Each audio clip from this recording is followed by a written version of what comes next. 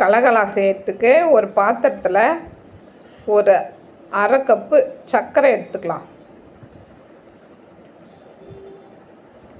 ஒரு அரை கப்பு தண்ணி சேர்த்துக்கலாம். அதில் சர்க்கரையை பொடிச்சும் சேர்த்துக்கலாம். சோடா உப்பு ஒரு 2 பிஞ்ச் அளவு போட்டுக்கலாம். அது கூடவே சால்ட் ஒரு அரை ஸ்பூன் சேர்த்துக்கலாம்.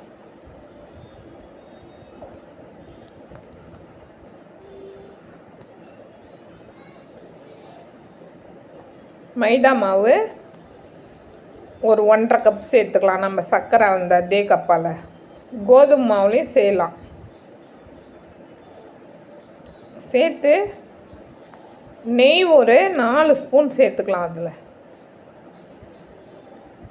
வெண்ணெய் 1 ஸ்பூன் சேர்த்துக்கலாம். வெறும் நெய் சேர்த்தாலும் சேர்க்கலாம், வெறும் வெண்ணெயும் சேர்க்கலாம். நான் நெய்யும் வெண்ணெயும் சேர்த்துருக்குறேன். நல்லா கலந்து விட்டுக்கலாம்.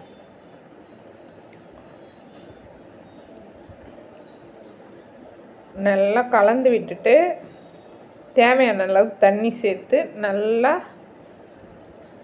பிசைஞ்சு எடுத்துக்கணும். சாஃப்டாக பிசைஞ்சிக்கணும். இந்த அளவுக்கு மாவு பிசைஞ்சு எடுத்த மாவு இந்த அளவுக்கு இருக்கணும். இதை 1 மணி நேரம் மூடி போட்டு மூடி வச்சிடலாம். 1 மணி நேரம் கழித்து எடுத்து இதை உருண்டை உருட்டி எடுத்துக்கலாம். பூரி உருட்டுற மாதிரி பூரி உருட்டுற கட்டையால் உருட்டிக்கலாம். கொஞ்சம் திக்காக உருட்டிக்கணும். ரொம்ப நைஸாக உருட்டினா நல்லா வராது. கொஞ்சம் இதாக தான் வரும். இதை ஓரம்லாம் வெட்டி எடுத்துட்டு ஒரு கத்தி வச்சு அழகாக பீஸ் போட்டு எடுத்துக்கலாம்.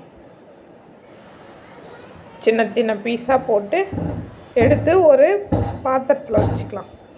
ஒரு வாணலில் தேவையான அளவு எண்ணெய் சேர்த்துக்கலாம். கடலை எண்ணெய் சேர்த்துக்கலாம், சன்ஃப்ளவர் ஆயில் சேர்த்துக்கலாம். எந்த எண்ணெய் வேணாலும் சேர்த்துக்குங்க, உங்களுக்கு பிடிச்ச எண்ணெய் சேர்த்து எண்ணெய் நல்லா காயட்டும். எண்ணெய் காஞ்சதும் நம்ம தீட்டி எடுத்து வச்சுருக்கிற இந்த பிஸ்கெட்டை ஒன்று ஒன்றா அதுக்குள்ளே போட்டுக்கலாம்.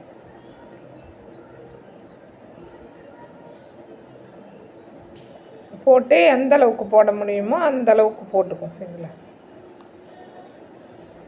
ஒரு பக்கம் நல்லா வெந்து வந்ததும் மறுபக்கம் திருப்பி விட்டுக்கணும். திருப்பி விட்டு நல்லா வேக வச்சுக்கணும்.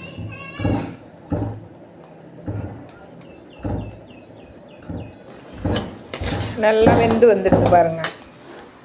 வெந்து வந்ததும் ஒரு பேட்சாக போட்டு நல்லா பொரிச்சு எடுத்துக்கலாம்.